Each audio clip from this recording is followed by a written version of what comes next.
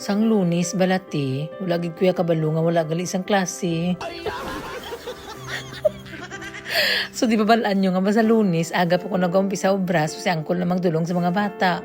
So pag-abot niya sa school nga, linong-linong, daw nga wala gid daw sang katao-tao. So wala gali isang klase in the street, so gindaray na lang sa iya nga trabaho. Gin-pick up ko na lang dayon after ko man pagsuyop sa dagat. So subong adlaw Martes, sure na gid na may klase na gid na siya ti. So gindulong ko sinday Ashrid, ginsure niya nga may klase nagid kay kung kaisa bala ang nanay bala sa tutod lang nga istorya. Prangka niya nga istorya ya. Mayo pa niya ako nga Facebook kay pirmi ko pa ma-check kay updated na iya pagahuni na gamay, ma-open ko na dayon. Pero ang app bala sa school te ay kung kisa malipatan ko na dutong sa tagtubig hindi ko malingling. Sorry lang. So, si ate lang karoon na ng eskwela, si Ashid, wala gindala ko na lang sa Vietnamese shop, nagigop na lang kami kasabaw. Kaya luoy man blang bata.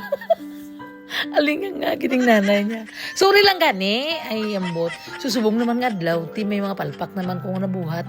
Nagluto ko, sinipanihapon ni Lula, ginagahan ko pa, excited ko magluto. Para magluto, gani siya in a very low heat, para maluto, gidang nga beef. So namin ang damgo ko tinatulugan ko sa sala, ginhabulan abi ko ni Ashrid. Sala ginabi ni Ashrid nga ginhabulan niya kung gindalhan niya pag ko sa moskitero. Then pandalan pa ko sang heater so nami karon na akong tulog, minami ang damgo ko. Langabugtaw ko alas 8 na sang gabi ko. Halangin luto ko din doon. Hala hambal niya angkol tinabatok. So, ang napakita ko sa buong sa inyo, ang sudan mo ni isang naligid pa nga semana. Kati, wala na ko naka-video, tita, kag na hingagaw mong kuno ni Angkol. May lang kati nag-abot si Angkol, haling ganit ito kay Lula. Wala sa may nakatipan sa ginduto, nagambal man, abi ko nga, balikan ko lang dayon, bala. Ang problema, abi kay namin, ginang proplastar ko, kay di ba ulan-ulan dire, tugnaw nga, kalain sang panahon. So, namin, hindi magpulo hilay-hilay, kiti nag-ubra mo ko, kinakapoy, balang lawas, bala. Pag-abot sa bana ko te, aso pa man ang akong kaldero. Pero lain ang aso medyo nagdikit ng karne sa dalom kag nag-dry na ang beef. Siling ko call po sa iluagid ko call, hindi ba ko palayasan ko.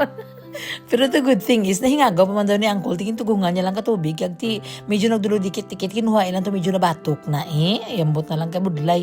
Amo ginambal ko sa inyo, ti kung kaisa, hindi kita ko galuto kag magilay-hilay tani. Kaya basi malipatan ko bala, okay lang tani kung nari si ate, kaso kami obra man si ate sa mong adlaw. Kami lang duha din in the street, hinabulan niya patana ko. Ay, hindi ka ba mag-worry nga basi may masulog, may maano, kami alarm kami direct, mahuni man na dayon kung may aso. Kaya nga daan, pag maghuni ng amon nga smoke alarm nga detector te, ay dumalupad mo espiritu kusog-kusog. Makibot, tagid, bisa nagatulog ka, makuratan ka, so masave mo gidayon. So amo na siya, amo na siya, amon nga sudan sa naligad, no? Chicken schnitzel ni siya.